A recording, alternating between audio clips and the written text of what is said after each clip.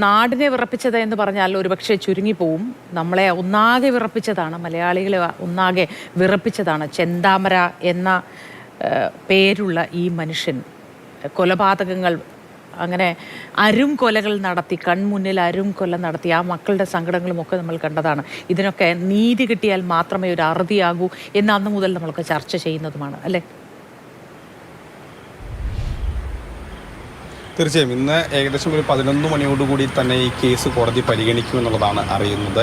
അതിനുശേഷം ഇതിൻ്റെ വിധി ഇന്ന് പ്രധാനമായും ചെന്താമര കുറ്റക്കാരനാണോ അല്ലയോ എന്നുള്ള കാര്യമാണ് അറിയാൻ കഴിയുക. ശിക്ഷാവിധി ഒരുപക്ഷെ മറ്റൊരു ദിവസമായിരിക്കും. കാരണം ഈ കുറ്റക്കാരനാണെന്നോ അല്ലെന്നോ കണ്ടെത്തിയാൽ അതിലൊരു വാദമുണ്ടാകും. അതിനുശേഷമായിരിക്കും ഈ ശിക്ഷയുണ്ടെങ്കിൽ അത് പ്രഖ്യാപിക്കുക. ഏതായാലും ഒരു 11 മണിയോടുകൂടിയാണ് ഇന്ന് കോടതി ചേരുക. പാലക്കാട് ഫാസ്റ്റ് ട്രാക്ക് കോടതി ആണ് ഈ കേസിലെ വിധി പറയുന്നത്. അതിലെന്തായിരിക്കും എന്നുള്ളതാണ് എല്ലാവരും ആകാംക്ഷയോടെ കാത്തു നിൽക്കുന്നത്. ആ പ്രദേശത്തേക്ക് കഴിഞ്ഞ ദിവസമൊക്കെ നമ്മൾ പോയിരുന്നു. അവിടുത്തെ പ്രദേശവാസികളൊക്കെ തന്നെ ചെന്താമര ഇപ്പോഴും ഒരു ഭയത്തോടു കൂടിയാണ് കാണുന്നത്. ചെന്താമര ഇനിയും വരുമോ എന്നുള്ളൊരു ഭയം അവിടെ പലർക്കുമുണ്ട്. കാരണം ആ പ്രദേശത്തെ പലരും ചെന്താമരയ്ക്കെതിരെ സാക്ഷിയൊക്കെ പറഞ്ഞവരാണ്. ഇന്നലെ ചിലരൊക്കെ നമ്മളോട് പ്രതികരിക്കാൻ പോലും തയ്യാറായില്ല. കാരണം അവർക്ക് ഭയമാണ്, ഇനി ഏതെങ്കിലും സാഹചര്യത്തിൽ ഇയാൾ പുറത്തിറങ്ങി വന്നാൽ എന്താണ് ചെയ്യുക എന്നുള്ള ഭയമാണ്. പക്ഷേ നിലവിൽ ഇപ്പോൾ ഒരു ഇരട്ട ജീവപര്യന്തം ലഭിച്ച്, അതായത് ആദ്യ കേസ് സജിത വധക്കേസിൽ ഇരട്ട ജീവപര്യന്തം ലഭിച്ച് തടവിൽ കഴിയുകയാണ് ചെന്താമര. അതിനിടയിലാണ് ഇപ്പോൾ ഈ കേസിന്റെ വിസ്താരം ആരംഭിച്ചത്. കഴിഞ്ഞ ഫെബ്രുവരിയിലാണ് ഈ വിസ്താരം ആരംഭിച്ചത്.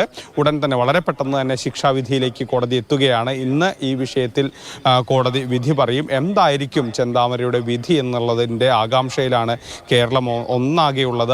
അയാൾ കുറ്റക്കാരനാണെന്ന് കണ്ടെത്തുമോ അതോ വെറുതെ വിടുമോ, അങ്ങനെയുള്ള പലതരത്തിലുള്ള ചോദ്യങ്ങളൊക്കെ തന്നെ നമ്മുടെ ഉള്ളിലുണ്ട്. ഏതായാലും ഇന്ന് ഏകദേശം ഒരു 11 മണിയോടുകൂടി തന്നെ ഈ കേസിലെ ഒരു വിധി വരുമെന്നുള്ളതാണ്. അതായത് കുറ്റക്കാരനാണോ അല്ലയോ എന്നുള്ള വിധി ഇന്നുണ്ടാകും എന്നുള്ളതാണ് അറിയാൻ കഴിയുന്നത്. ഈ കേസിൻ്റെ നമുക്കൊരു നാൾ വഴികൾ പരിശോധിച്ചാൽ ഈ കേസിൽ ആകെ 132 സാക്ഷികളാണ്. അതിൽ 81 പേരെയാണ് പ്രോസിക്യൂഷൻ വിസ്തരിച്ചത്.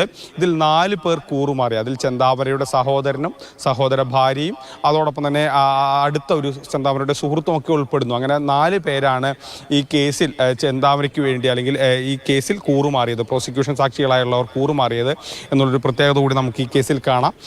അതോടൊപ്പം തന്നെ ഈ കേസിൻ്റെ ഒരു വളരെ സങ്കീർണമായൊരു കേസായിരുന്നു. കാരണം ദൃക്സാക്ഷികൾ കുറവുള്ളൊരു കേസാണ്. അപ്പോൾ സാഹചര്യ തെളിവുകളും ശാസ്ത്രീയ തെളിവുകളും ഒക്കെ കോർത്തിണക്കിയാണ് പ്രോസിക്യൂഷൻ കുറ്റപത്രം സമർപ്പിച്ചത്.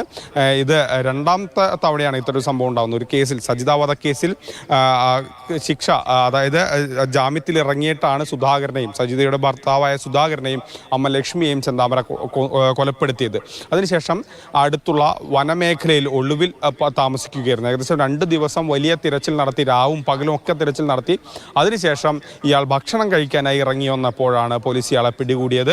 അന്നത്തെ ദിവസങ്ങളൊക്കെ തന്നെ ആർക്കും മറക്കാൻ കഴിയില്ല. ഉറക്കമില്ലാതെ ആ നാട് മുഴുവൻ തിരഞ്ഞതാണ് ചെന്താമരയ്ക്ക്. അങ്ങനെയാണ് അവർ ചെന്താമരയെ പിടികൂടുകയും ചെയ്തത്.